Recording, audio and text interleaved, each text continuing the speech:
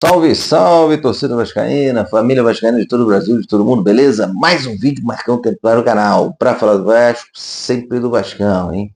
Hoje um vídeo para a gente detalhar um pouquinho mais sobre esse grande jogo, nesse 17 de agosto de 2025, domingão, jogo no Morumbi, né? Entre Santos e Vasco, Vasco e Santos. Jogo extremamente difícil para o nosso Vascão. Também vamos falar alguma coisa sobre a reforma São Januário, mais notícias, né? Estamos cada vez mais próximos de confirmar o potencial construtivo de forma oficial, né? Sair do papel esse sonho que já dura mais de 5, 6 anos. E também a gente precisa atualizar aqui as novelas que estão cada vez mais próximas de um fim, relacionados a reforços e possíveis saídas dentro do Vasco. Mas antes de mais nada, por favor, quem não está inscrito, se inscreva no canal, deixe o like no vídeo, ative o sininho das notificações dos nossos vídeos do debate. Isso é claro, se fizer sentido para você. Sem enrolação, vamos entrar logo agora no assunto do Santos e Vasco. Vasco e Santos, o Morumbi, São Paulo. Jogo difícil, o Vasco historicamente tem um pouco de dificuldade, né, nos jogos fora de casa com o Santos, né? Desde 2017 que a gente não vence o Santos fora dos domínios do Rio de Janeiro, né, de São Januário, Maracanã. É um bom tempo sem vencer. Claro que o Vasco com o tempo aí na Série B, né, então foram 4 jogos, onde o Vasco teve duas derrotas e 2 empates. Mas tem um detalhe, né, o Vasco vai estar enfrentando o Santos dessa vez em São Paulo, né, no Morumbi, e não na Vila. Isso existe já uma pequena vantagem em relação a esse confronto, né? Uma coisa é enfrentar os caras na casa dos caras, né? E outra coisa é você enfrentar no Morumbi. E no Morumbi a gente tem um histórico recente, né? Onde o Vasco jogou muito bem, né? Foi um dos melhores jogos, se não o melhor jogo do Vasco no comando Fernando Diniz, né? Quando a gente venceu por 3-1 São Paulo nesse estádio do Morumbi. Eu acredito ainda bastante nesse jogo, acho que é um jogo difícil sim, mas eu acredito. O Santos não está com a sua defesa titular, né? O Lampérez está voltando, mas está voltando de lesão. E o outro zagueiro, acho que é o João Bosco, se eu não me engano, continua fora. Então tem uma pequena vantagem em relação a isso. Se eles têm um grande goleiro, que é o Brasão, também nós temos um grande goleiro, que é o Léo Jardim. Acho que existe um equilíbrio em relação às defesas para essa partida. Neymar está bem, isso é verdade. O Vasco vai ter que ter bastante atenção com relação ao Neymar, porque ele vem numa sequência muito boa. Vai ser o 7º jogo dele consecutivo aí pelo Santos. Está querendo voltar para a seleção brasileira, então o Vasco tem que ficar bem atento sim. Mas como eu falei no último vídeo, eu acredito bastante nesse jogo sem o Verratti. É o que eu já venho falando há mais de um mês, naquela questão do Vasco tentar trazer um centroavante com características diferentes do Verratti, né? Saiba jogar fora da área, saiba fazer uma parede, saiba driblar, chutar de fora da área, fluir melhor o jogo, né?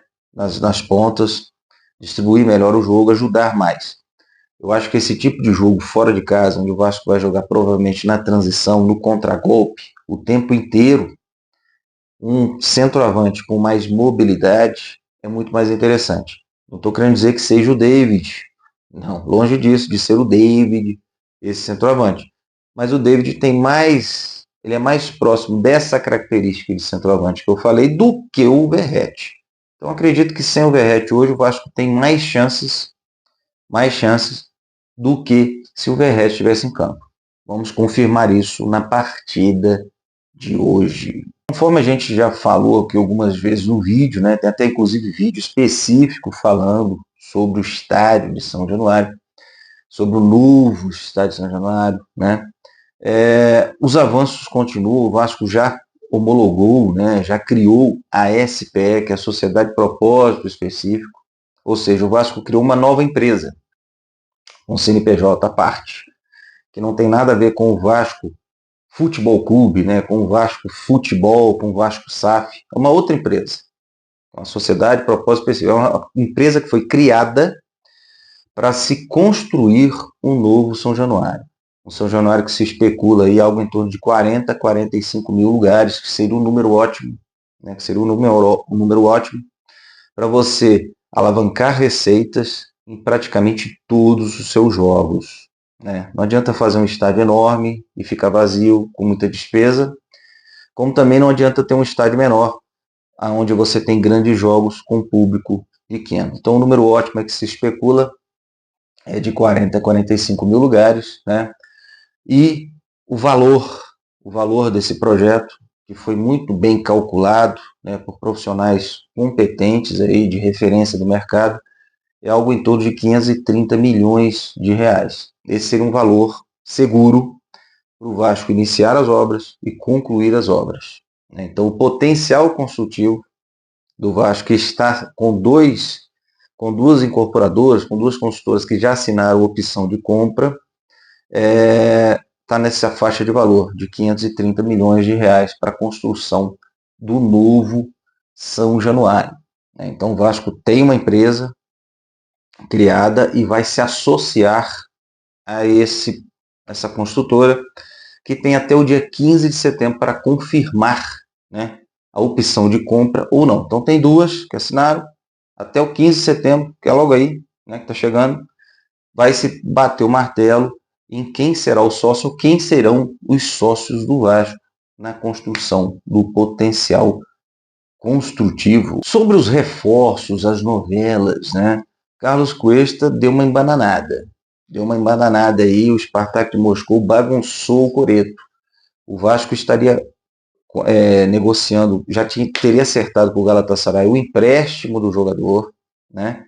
Com uma obrigação de compra de 60% dos direitos federativos, algo em torno de 6 milhões de euros. 6 milhões de euros para contratar um jogador que é um jogador que é muito bom, sim, né? Seria o melhor zagueiro do Vasco. Não é que vai vir para cá para ser o zagueiro que vai entrar no seleto grupo de maiores zagueiros da história do Vasco. Não, né? Mas é sim um jogador muito melhor do que os zagueiros que o Vasco hoje tem no grupo, né? Então estaria tudo certo. O problema foi o Spartak de Moscou, que parece que equiparou a proposta do Vasco e teria colocado mais grana para o Cuesta. E isso pesou, né? O jogador está com 26 anos, está olhando a carreira, né, dele para frente e, obviamente, está buscando maiores receitas. Ele não está errado, né? Então é isso que deu uma balançada aí, uma atrapalhada, que já era para ter confirmado a contratação desse cara, para esse cara estar vindo para o Brasil. Mas existem outras opções, né? O Admar Lopes estaria negociando aí com 4, 5 zagueiros, né? Um deles era o Rafael Tolói, que já fechou com São Paulo. Então, Carlos Cuesta teria mais 3. Então vamos ver com quem que ele vai fechar, mas que ele feche logo, né? Porque você vê, hoje o Vasco, 17 de agosto de 2025, vai jogar com o Santos, com o Hugo Moura na área. Quer dizer, você vai estar improvisando zagueiro, né, devido aos zagueiros atuais não passarem confiança para o Fernando Diniz, né? O próprio uruguaio lá, que eu vivo esquecendo o nome dele, eu esqueci agora no meio do vídeo, né?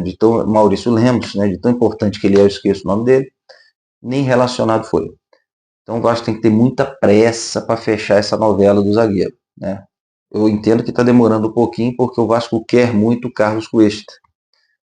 Por isso que talvez esteja demorando, mas precisa fechar logo. Vamos ver se até quarta-feira bate o martelo no zagueiro e traz ele para a gente trabalhar com esse zagueiro e sobreviver no Campeonato Brasileiro.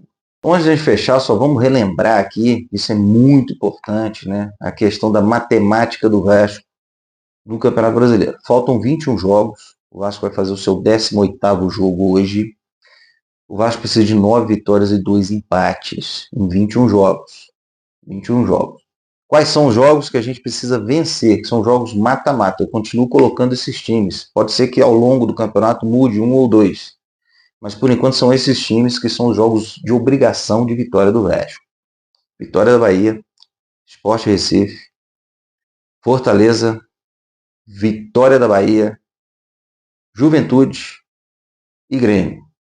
Esses 6 jogos o Vasco precisa vencer. precisa vencer hoje, tá? São os relacionados de jogo mata-mata. Sendo que o Vasco tem 2 jogos com o Juventude. Então são 7 jogos.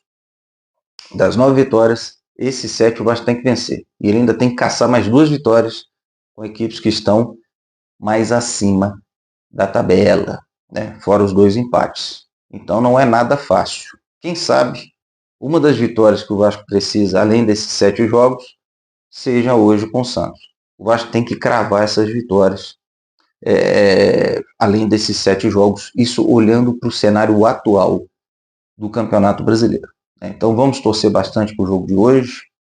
Tô confiante, né, como sempre. Sei da dificuldade, mas o Vasco tem que ter coragem. Eu acho que não pode entrar de forma covarde, não. Tem que entrar para ganhar. E se não der para ganhar, no finalzinho, segura o empate. Mas tem que lutar para ganhar desde o primeiro segundo. Se entrar covarde, vai dar merda. Essa é mais pura verdade. Beleza? Forte abraço, pessoal, e até o próximo vídeo. Valeu!